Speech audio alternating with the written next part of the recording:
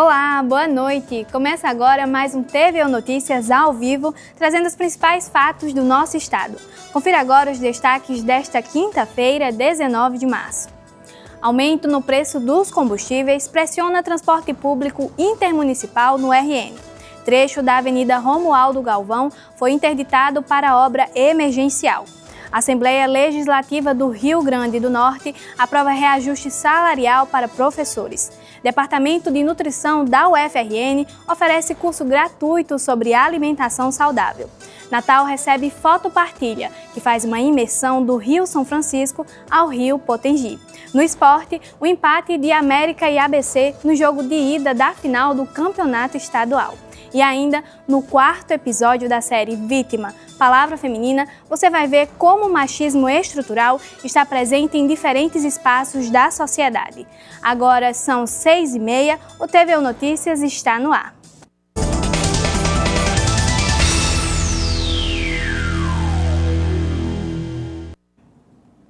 Os aumentos no preço dos combustíveis já pressionam o transporte público de passageiros no Rio Grande do Norte.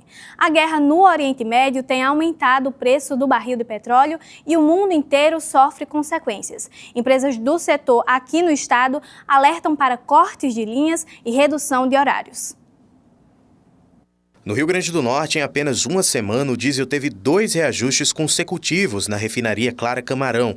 O aumento acumulado é de cerca de 20% e já pressiona os custos do transporte público de passageiros no estado. Atualmente, o transporte intermunicipal no estado é operado por 7 empresas e atende em média cerca de 1,5 milhão de usuários por mês, segundo dados do governo do Rio Grande do Norte. Com os aumentos, a Federação das Empresas de Transporte de Passageiros do Nordeste, que representa sindicatos do setor, alerta para possíveis cortes de linhas e redução de horários. O impacto desse aumento é substancial, é muito forte porque foi um aumento que tirou de todas as previsões. Quer dizer, o transporte público tem o óleo diesel como principal insumo, então isso impacta diretamente no custo de toda a operação. É muito difícil para as empresas continuar com o preço do óleo diesel dessa altura sem a gente ter alguma compensação. Segundo o presidente, a federação pretende procurar o governo do estado para discutir medidas emergenciais. A gente está tentando marcar uma reunião com o governo,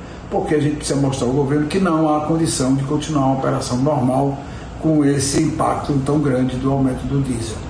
A gente sabe que isso é um problema que não é do governo, mas também não é nosso, e que a gente precisa de uma solução para não impactar na qualidade do serviço. A gente precisa de subsídios, precisa do pagamento das gratuidades, qualquer tipo de situação onde compense de alguma forma esse aumento substancial do óleo diesel. O aumento do diesel segue uma tendência nacional, influenciada pela alta do petróleo no mercado internacional, pela variação do câmbio e pela política de preços da Petrobras. Mesmo com tentativas do governo federal de conter os impactos, os reajustes continuam.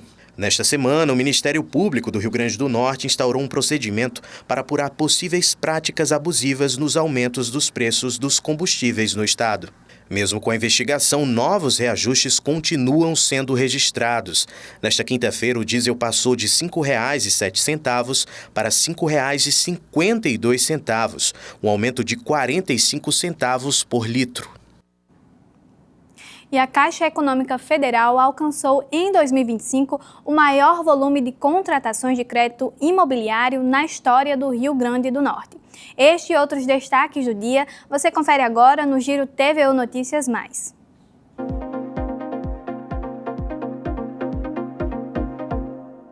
A Caixa Econômica Federal alcançou em 2025 o maior volume de contratações de crédito imobiliário na história do Rio Grande do Norte, com um total de 3 bilhões e 560 milhões de reais financiados. Esse número representa um crescimento de mais de 20% em relação ao ano anterior.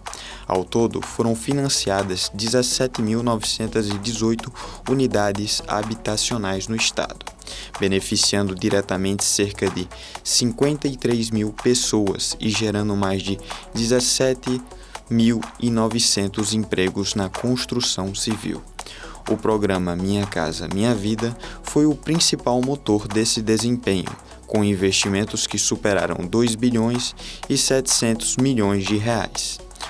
O resultado foi impulsionado por um novo modelo de crédito implementado ao longo de 2025, que flexibilizou regras e reduziu exigências de entrada. As cidades de Extremóis, Mossoró, Natal, Parnamirim e São Gonçalo do Amarante lideraram o ranking de contratações no estado. O saldo total da carteira habitacional da instituição no RN encerrou o ano em 13 bilhões e meio de reais. Um trecho da Avenida Romualdo Galvão, no bairro Lagoa Seca, foi interditado para uma obra emergencial de drenagem. A intervenção foi iniciada após a identificação de danos em uma tubulação com 35 metros de extensão e 3 metros de profundidade. Por causa da substituição integral da rede e da recuperação do pavimento, o tráfego no sentido Petrópolis está sendo desviado à direita pela Avenida Alberto Silva. Como rotas alternativas, a Secretaria Municipal de Mobilidade Urbana recomenda o uso das avenidas Senador Salgado Filho ou Alexandrino de Alencar. Além disso, o cruzamento da rua São José com a Avenida Prudente de Moraes foi proibido para reduzir o fluxo de veículos na área em manutenção. O serviço inclui a substituição de estruturas danificadas e a revitalização do sistema de escoamento. A orientação da STTU é que os motoristas redobrem a atenção e utilizem os desvios indicados durante a execução dos trabalhos no trecho. A refinaria Clara Camarão, em Guamaré, aplicou nesta quinta-feira o 4º aumento consecutivo nos preços da gasolina e do diesel. Os reajustes semanais são promovidos pela Brava Energia e acumulam altas significativas nos últimos 30 dias. A gasolina tipo A registrou uma elevação de 63 centavos apenas nessa última semana, atingindo o valor de R$ 3,82 na refinaria. No acumulado de um mês, o aumento desse combustível já chega a R$ 1,31. O óleo diesel também sofreu novos reajustes de 45 centavos hoje. Na modalidade hexa, o diesel passou para R$ 5,52, acumulando uma alta de R$ 2,24 em um mês. Já na modalidade LCT, o preço subiu para R$ 5,53, com alta acumulada de R$ 2,22 no período. Todos os ajustes realizados pela refinaria desde o fim de fevereiro resultaram em aumentos dos valores praticados.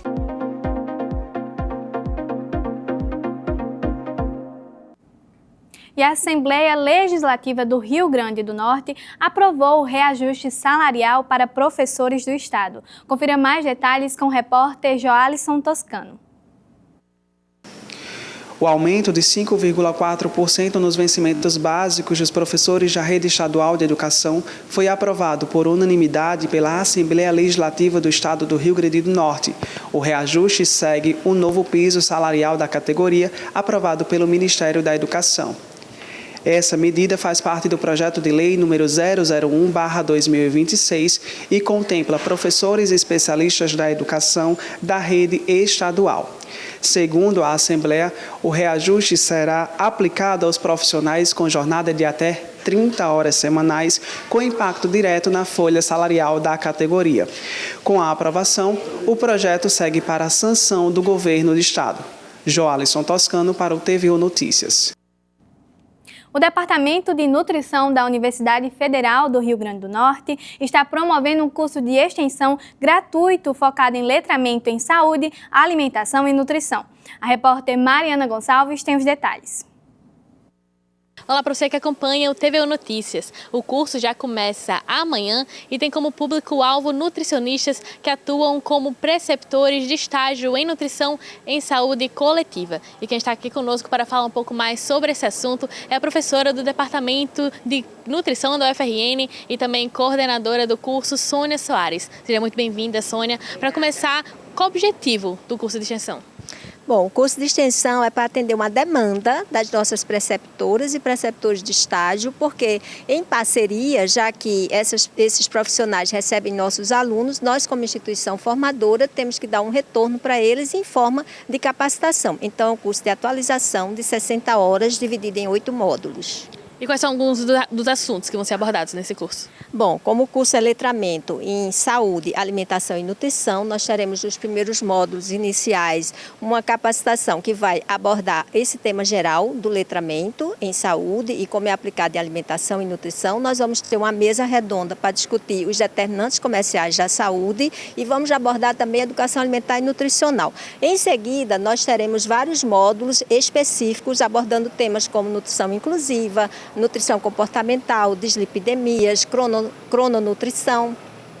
E quem pode participar desse curso? Eu falei que era o público-alvo nutricionistas, né? Mas profissionais diversos da área da saúde podem participar também, certo?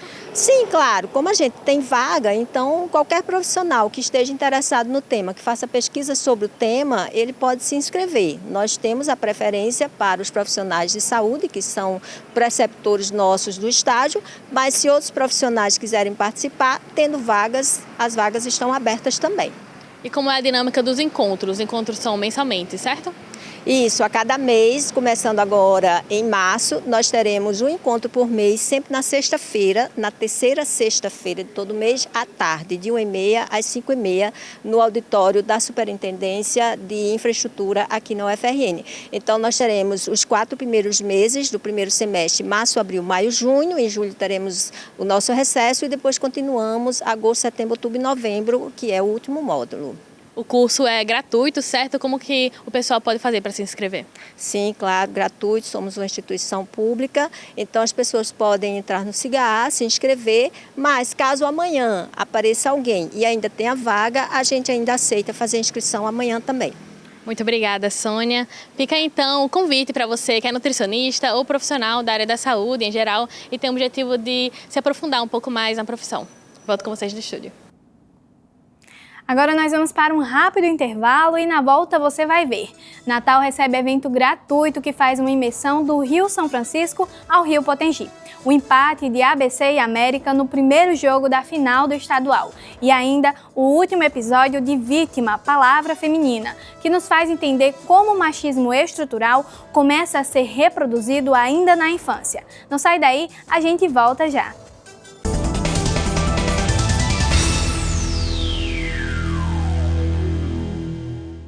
Estamos de volta para falar de futebol. Ontem teve o clássico rei entre ABC e América na Arena das Dunas. A expectativa era grande, mas o jogo terminou no empate de 1-1. Só não dá para dizer que foi sem graça porque o empate aconteceu nos últimos minutos da partida. Veja agora os detalhes na reportagem de Fabrício Montenegro. Em dia de clássico rei, Natal se divide para ver América e ABC escreverem novas páginas de um enredo centenário. A tradição se mantém desde as origens, quando o alvirrubro ainda era o time Xaria da Cidade Alta e o alvinegro o Canguleiro da Ribeira. América e ABC se enfrentam mais uma vez para decidir a final do Campeonato Potiguar 2026. Numa rivalidade que já é a cara do Rio Grande do Norte, hoje começa a ser escrito um novo capítulo de uma história que não cabe dentro de um livro. Como de costume nos clássicos, o jogo começou bem truncado, mas ainda era só o rascunho da partida. Tiaguinho teve uma grande oportunidade no rebote de Renan Bragança, mas deixou a folha em branco. O que teve de sobra foi falta, falta e mais falta. Faltava mesmo era balançar as redes. Na bola parada, o América conseguiu dar conta do recado. A cobrança de escanteio encontrou Cassiano, que assinou o primeiro do jogo.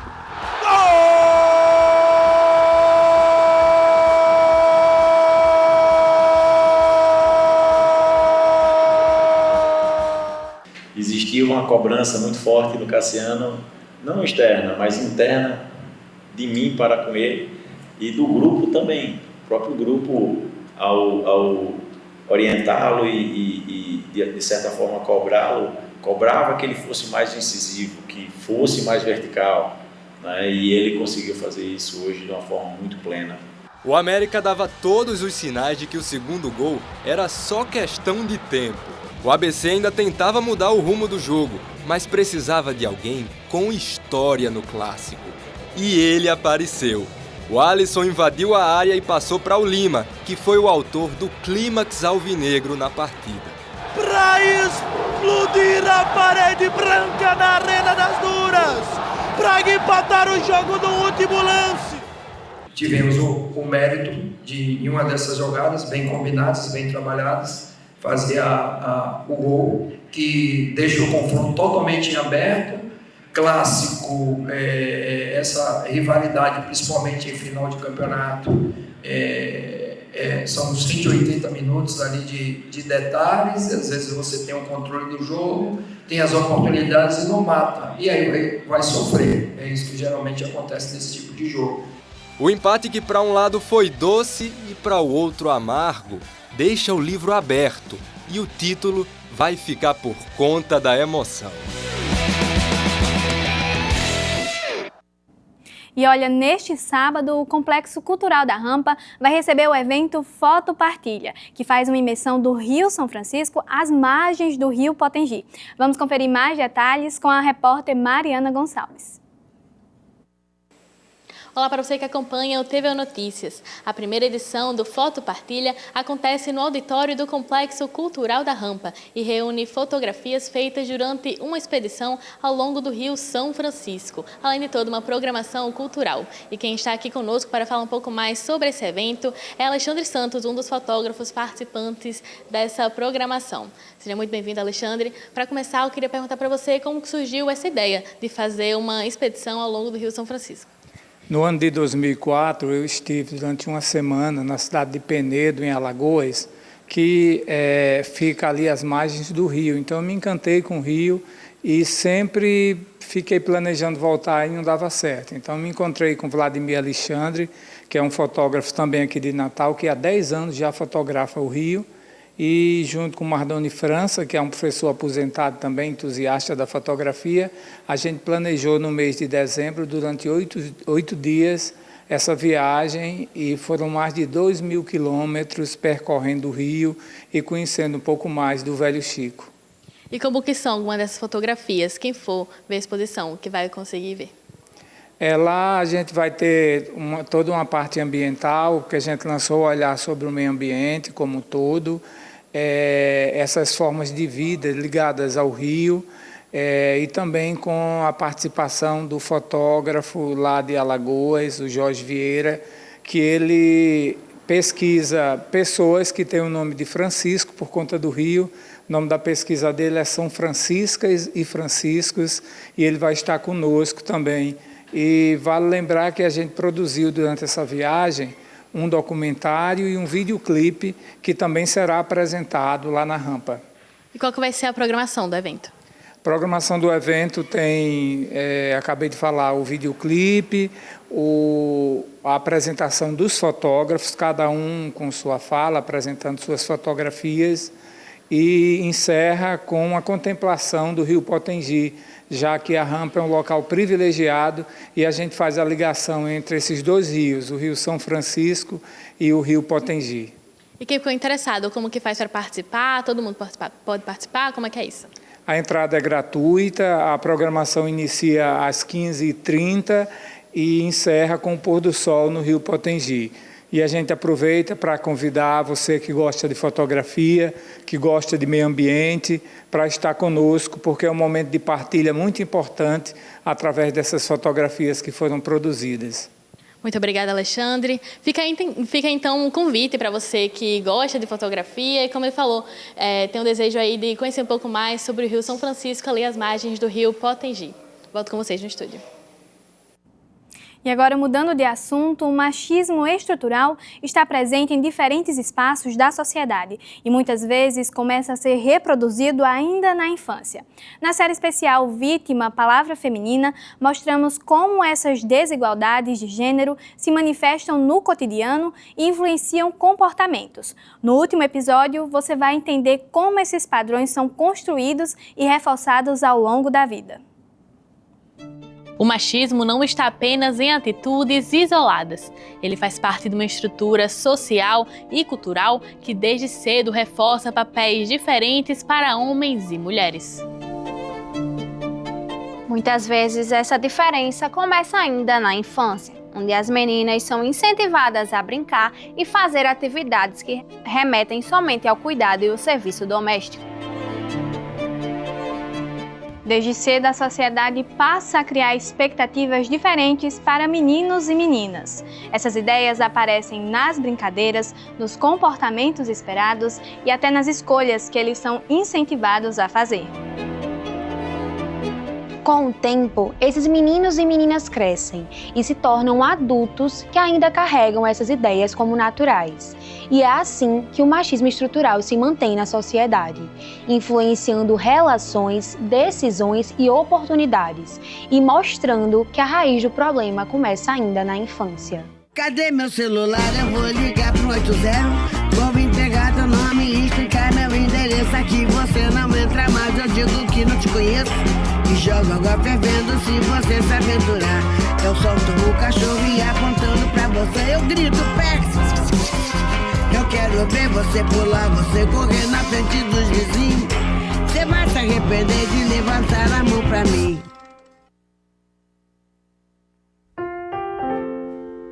Essa série de reportagens surgiu a partir da ideia de que nós, mulheres, sentimos a violência de gênero em diversos espaços e em todas as idades.